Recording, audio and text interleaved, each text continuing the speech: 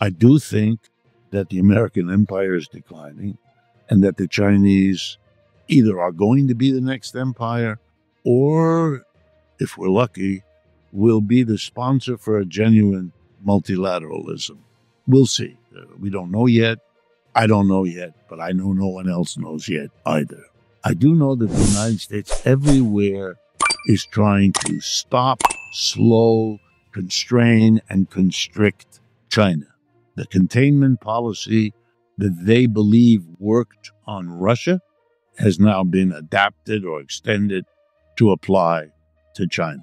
That's why they held back the chips, which didn't succeed because of what happened with DeepSeek. All right. That's why they all of a sudden got interested in Taiwan again. That's why the Seventh Fleet is in South China Sea. So here the president can show he's doing something against China. Look, the problem is the United States' ability to slow down and stop China has so far proven to be zero. They can't do anything.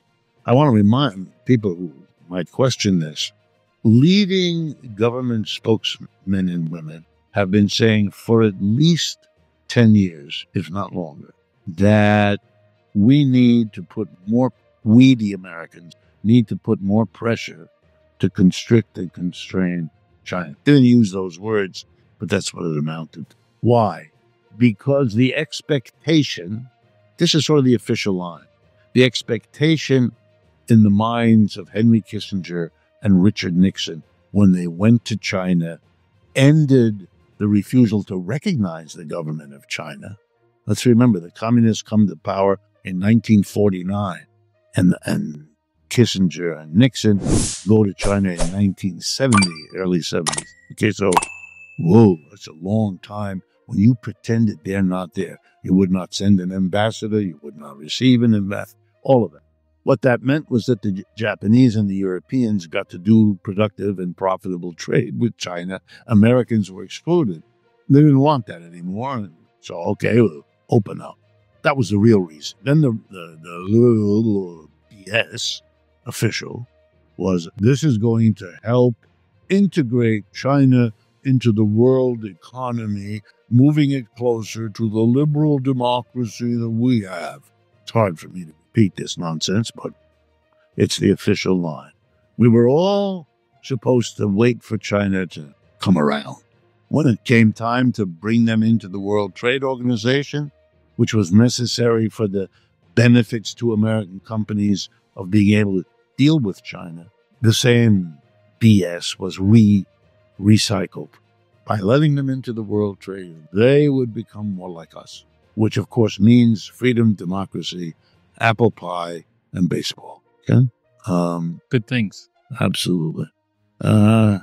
Starting 10 or 15 years ago, it became clear, particularly to the kind of American politician who came to be known as a neocon, for good reason, began to realize that this strategy wasn't working, that it was enabling China to grow like blazes economically, but it wasn't becoming more like us at all. Communist Party was still the controlling political element. It managed the state, and the state supervised a hybrid economy. One half private capitalist enterprise, one half government-owned enterprise, which is more or less the way it is now. And the neocons decided and used Clinton, Obama, and Biden to articulate. They persuaded them, so they became the Democratic center championed by Clinton, that China was a net enemy. Bringing them into the World Trade thing was too good for them, number one, and number two, wasn't doing, which, by the way, some of them were honest enough to say, regime change, a liberal democratic parliamentary system. And so it became necessary to constrain and constrict and limit and punish and hurt them.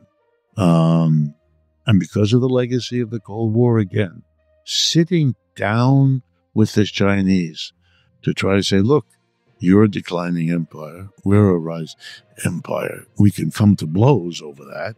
Lord knows human history gives us examples. Or we can try to find a way to share the planet. Let's at least try this sharing the planet.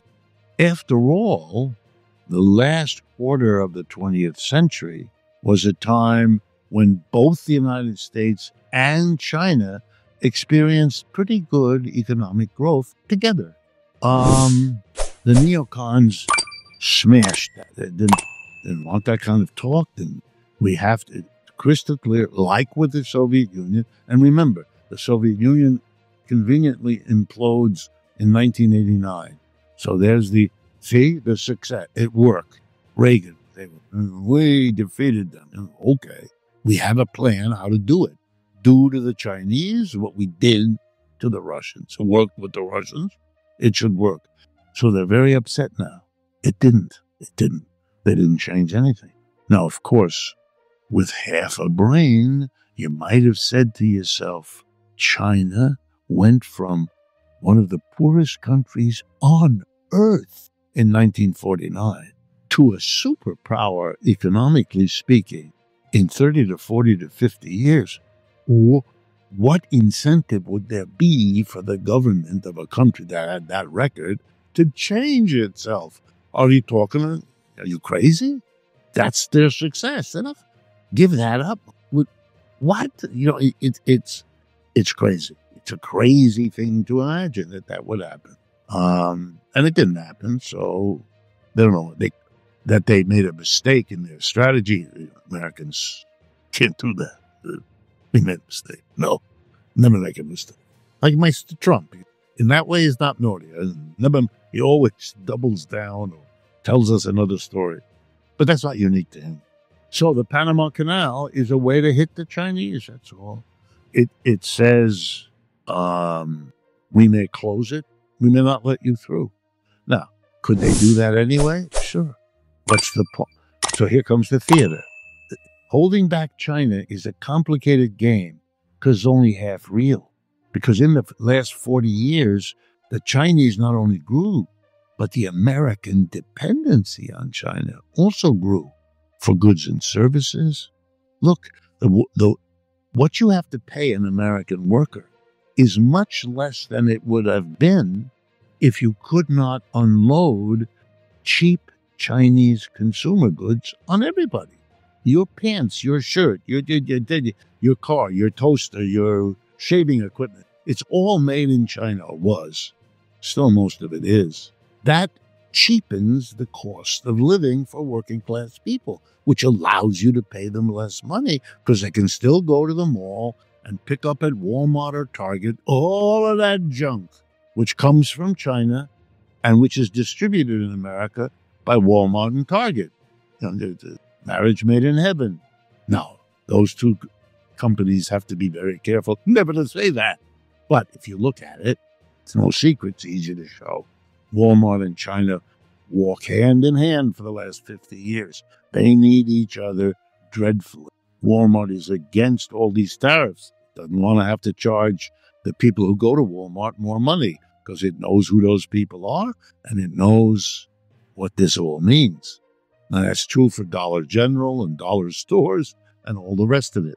So American strategy is always split.